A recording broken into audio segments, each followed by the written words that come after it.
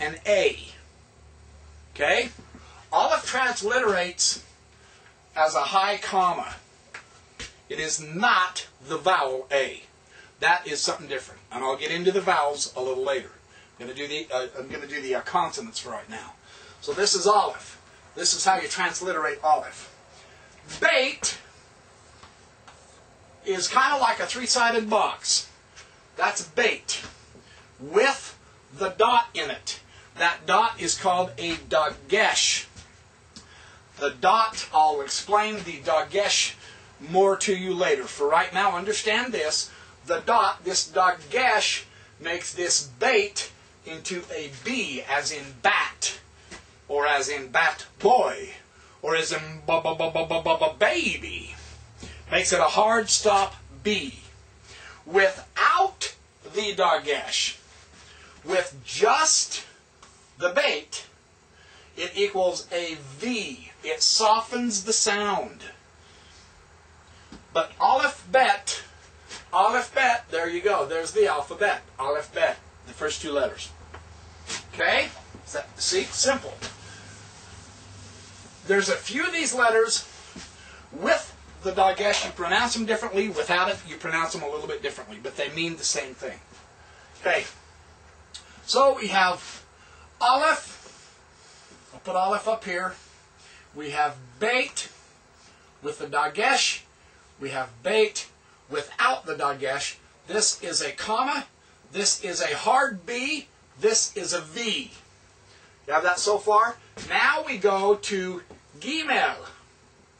Gimel is a G. Now, I write my Gimels this way, and I'm drawing them large, and I'm somewhat exaggerating. A proper Gimel is going to look like this, and then it has a little leg out there like that. But there's another letter called the Nun, the N, that looks very similar to the Gimel.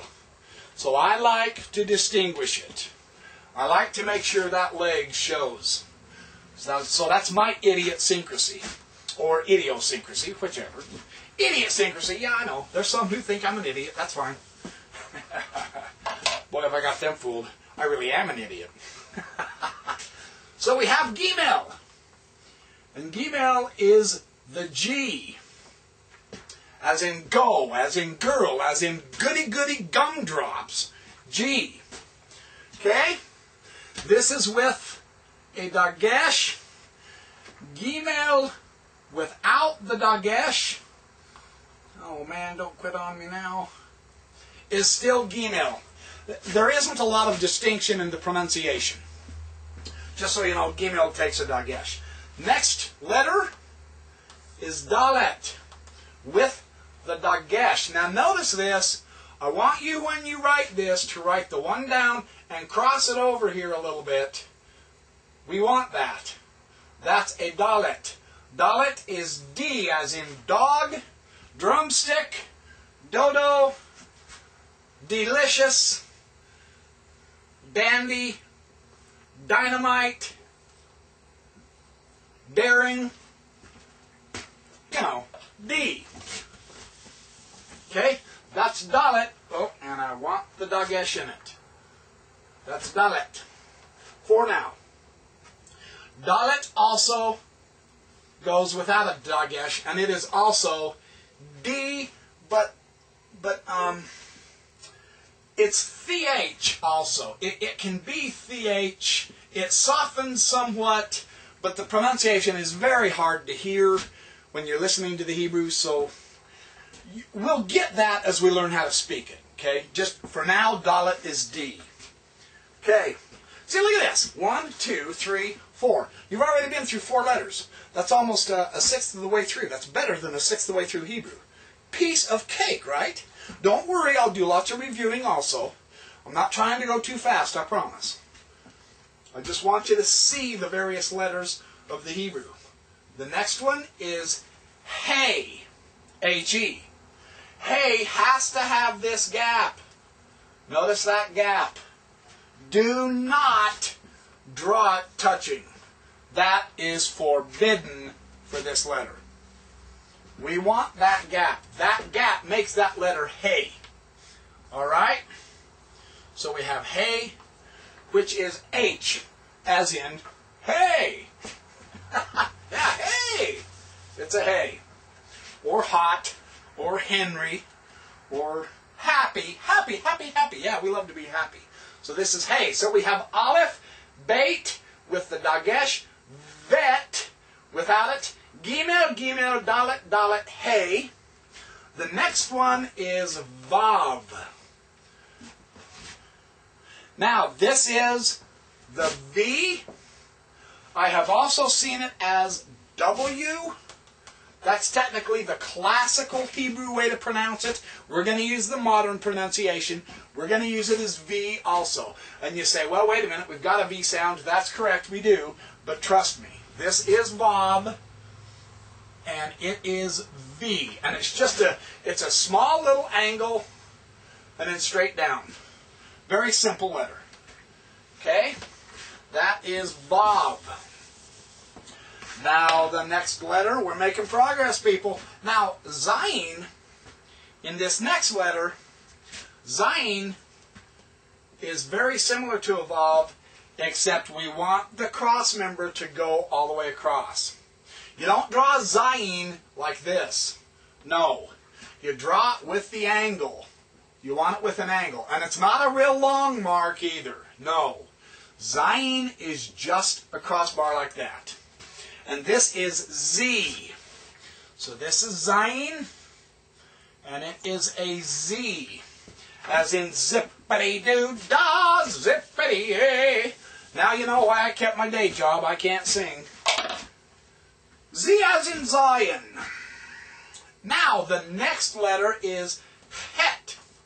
And it's like a three-sided square, kind of like Beit, except it's this way. Now you can see why with Het. It's kind of a guttural, coming back from the throat. It's not an H, but it's not a K either. It's kind of a Het, Het, and it's a quick guttural.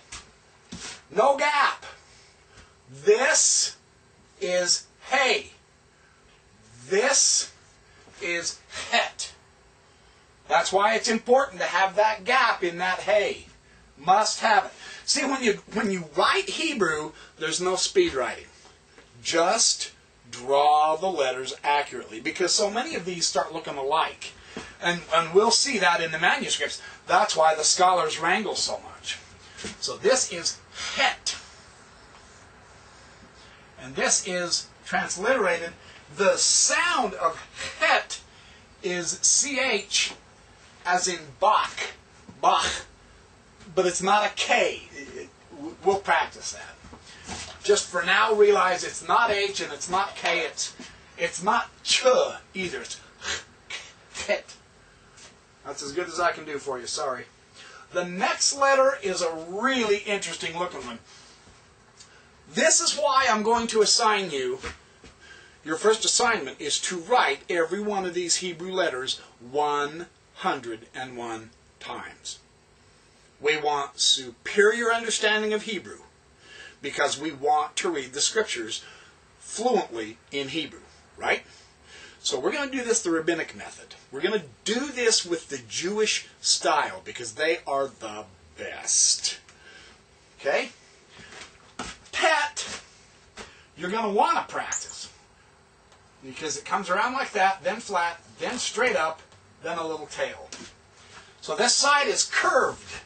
You bring this up a little bit, and I'm exaggerating it.